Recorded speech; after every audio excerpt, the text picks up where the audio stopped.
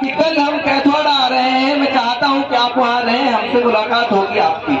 तो उस साथी का जवाब सुनिए। उस साथी ने जो पलट कर जवाब दिया, उसने कहा, मुख्तार भाई, मेरी माँ कल रात से एहतिकाफ में बैठी है आपके लिए, ये ताकत है हमारी, ये ताकत है मुख्तार की। उस साथी का जवाब सुनकर मेरी आंखें भर आई। उसने कहा, कल रात से मेरी माँ एहतिकाफ में बैठी है और जब तक ये काम मुकम्मल नहीं हो जाता वो एहतिकाफ में बैठी रहेगी। ये ताकत है इस आंदोलन की, इस क्रांति। मेरी आंखें भर आई। मैं आधे घंटे तक अकेला तन्हाई में, मेरे बच्चे थे मेरे साथ, मैंने उनसे कहा थोड़ा समय दो मुझे। मैं आधे घंटे तक अकेला रहा। फिर मैंने सोचा मेरे ऊपर कितनी बड़ी जिम्मेदारी है, कितना बड़ा काम मेरे हिस्से में है। क्या ये कम था? क्या ये कम था कि उलमा हज़रात ने मुझ पर भरोसा जताया? लेकिन मैं हैरत में हूँ इन दुआओं को और इन मोहब्बतों को देखकर। इन दुआओं और मोहब्बतों को देखकर मैं हैरत में हूँ कि मेरे ऊपर कितनी बड़ी जिम्मेदारी इस इलाके की, कितनी बड़ी आशाएं उम्मीदें मुझसे लोगों की हैं। साथियों, फिर मैं खुद को जब टटोलता हूँ, खुद से जब सवाल पूछता हूँ कि क्या वजह है ऐसी मुख्तार जिससे हर व्यक्ति का भरोसा तुझ पर जम गया है। जिस इलाके में लोग ये कहते थे कि यहाँ तो टिकट को वोट पड़ते हैं, आज उस इलाके का बच्चा पुकार कर कहता है, हम नहीं जानते टिकट को, हम मुख्तार को जानते हैं। ऐसा क्या हो गया? ऐसी क्या खूबी है तुझमें? मैं जब खुद से सवाल करता हूँ तो पाता हूँ साथियों, जब अमरूका से चला तो वो हाथी वाला भाई जो हाथी चला रहा है, हम 2-3 किलोमीटर का रास्ता तय कर चुके थे। तो एक साथी ने मुझे पानी की बोतल लपकाई और बोतल लपका कर कहा कि मुख्तार भाई, प्यास लग रही होगी, पानी पी लो। सच बात यह है, मुझे प्यास लगी थी, लेकिन रास्ते में कोई दुकान नहीं थी तो मैं किसी साथी से कह भी नहीं पाया। राह में जब हम पहुंचे तो उस साथी ने मुझे बोतल लपकाई। बोतल जैसे ही उसने मुझे लपकाई तो बोतल मेरे हाथ में आते ही सबसे पहले ख्याल मेरे अंदर ये आया कि ये जो भाई आगे बैठा है, जो हाथी चला रहा है, इसको भी तो प्यास लगी होगी।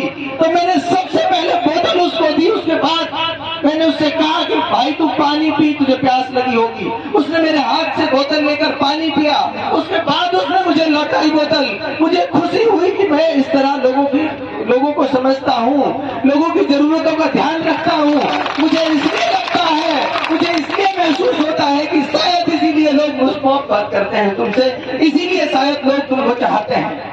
साथियों, आपको इस भरे मजमे पर यकीन दिलाता हूँ, जिस तरह मैंने हाथी वाले की बात आपको बताई, उसी तरह मेरे एक बेटी है, उसका ध्यान रखने से पहले मैं आपके बच्चों का ध्यान रखूंगा, ये वादा करके जा रहा हूँ। ये पीड़ा, ये बुढ़नी है।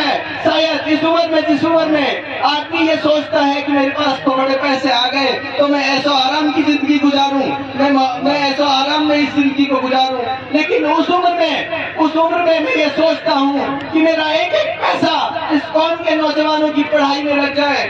शायद इसीलिए मुझसे मोहब्बत करते हैं इस इलाके के लोग।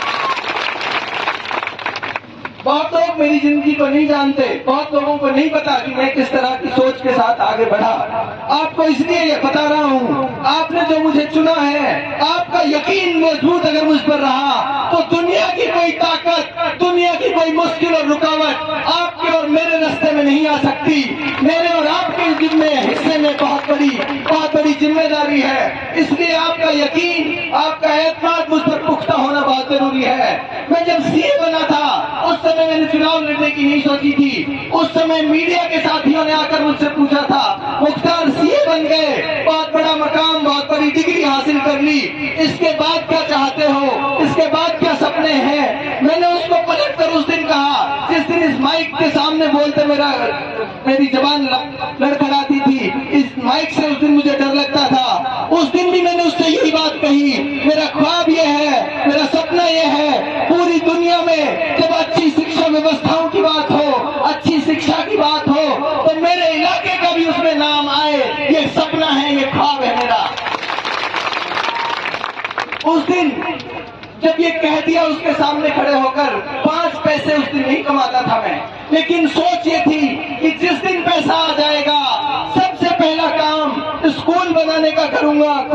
बनाने का करूंगा।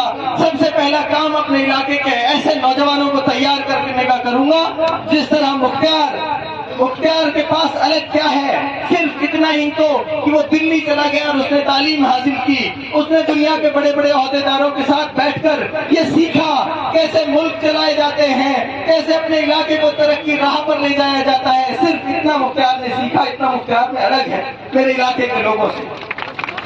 और मुझे कभी हिचकिचाहट नहीं होती अपनी कमी बताने में भी। 12वीं क्लास में मुख्तियार फेल हुआ था, इसलिए बता रहा हूं आपको कि मुख्तियार इस इलाके का सबसे कमजोर स्टूडेंट है। अगर मुख्तियार ये कर सकता है, इलाके का बच्चा मुझसे बड़ा काम कर सकता है, इलाके का बच्चा मुझसे बड़ा काम कर सकता है। लेकिन जरूरत है तो वो इसकी है कि इनको सही रास्ते पर, सही लाइन पर इनको चलाया जाए। उस दिन भी मैंने तय किया कि अगर मेरे पास असबाब आए, रिसोर्सेज आए, तो मैं मेरे इलाके के लोगों के लिए शिक्षा की व्यवस्थाएं बेहतर करने का काम करूंगा। और उसमें मैंने मेरे परिवार के, मेरे गांव के लोग भी मौजूद हैं, वो गवाह हैं इस बात के कि मेरे पास जो घर मेरे सीए बनने के पहले था, आज भी मेरे पास वही घर है जो मेरे वालिद साहब ने बनाया मेरी शादी से पहले। उसके बाद से एक पैसा आज तक सीढ़ियों में मार्बल नहीं लगा हुआ है। कोई फर्क नहीं पड़ता इससे कि मैंने उसमें मार्बल लगा है कि नहीं लगा। फर्क इस बात से पड़ता है कि मेरा एक एक पैसा इस इलाके को और इस कौम को और 36 बिरादरी के लोगों को ताकतवर और मजबूत बनाने में लग जाए, ये सोच है मेरी।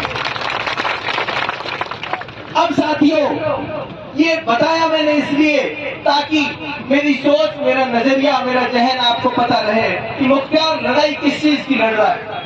मुख्तियार लड़ाई सिर्फ इस बात की लड़ रहा है, कैसी बेबसी है, कैसी उलझन में पड़े हैं। हम जिस आदमी को चुनते हैं रहनुमा, वही आदमी हम पर जुल्म करे और उसके खिलाफ नहीं बोल पाए, कैसी बेबसी है। इसलिए नौजवानों के साथ बैठकर, इलाके के उन पढ़े लिखे जहनों के साथ बैठकर, जिन जहनों के बारे में लोग कहते हैं किसी भी समाज, किसी भी इलाके और मुल्क की सबसे बड़ी ताकत उसके जहन है, उसके वो पढ़े लिखे दिमाग हैं, जो अच्छे पढ़े लिखे लोग हैं, उन जहनों के साथ बैठकर हमने तय किया कि इस लड़ाई को आमने सामने से लड़ना पड़ेगा, तब इस इलाके का भला हो सकता है। फिर हमने तय किया कि ठीक है, आमने सामने लड़ेंगे, बिना इस बात की चिंता करें। शुरुआत में मुझसे बहुत लोग आके ये कहते थे, स्कूल चलाते हो, कॉलेज चलाते हो इस इलाके में, तुम्हारा कॉलेज बंद करवा देगी। बहुत लोग आ गए तुम्हारे जैसे, चले गए, तुम्हें बर्बाद कर देगी। मैंने कहा उस दिन भी पलटकर, कल के कल जाकर उससे कहो बिल्डोजर लाकर गिरा दे मेरा कॉलेज। मैं इस इलाके की आवाज और इस इलाके की बात कहता नहीं रुकूंगा। लेकिन मुबारकबाद देता हूं उन तमाम नौजवानों को जिन्होंने मेरा हिम्मत और हौसला नहीं टूटने दिया। हमारे ऊपर मुकदमा कराया। किस चीज का मुकदमा कराया साथियों?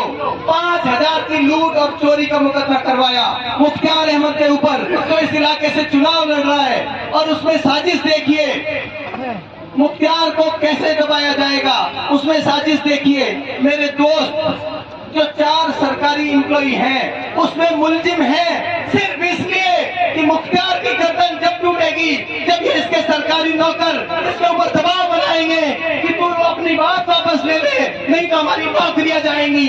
मैं सलाम करता हूं उन साथियों को, अल्लाह दोस्त किसी को दे तो ऐसे दे जैसे मुझे दिए हैं। उन्होंने कहा मुख्तियार नौकरी जाए तो जाए, लेकिन इस लड़ाई से पीछे मत हट जाना। ये इस इलाके की, इस कौम को बचाने की लड़ाई। अब साथियों में ज्यादा वक्त ना लेते हुए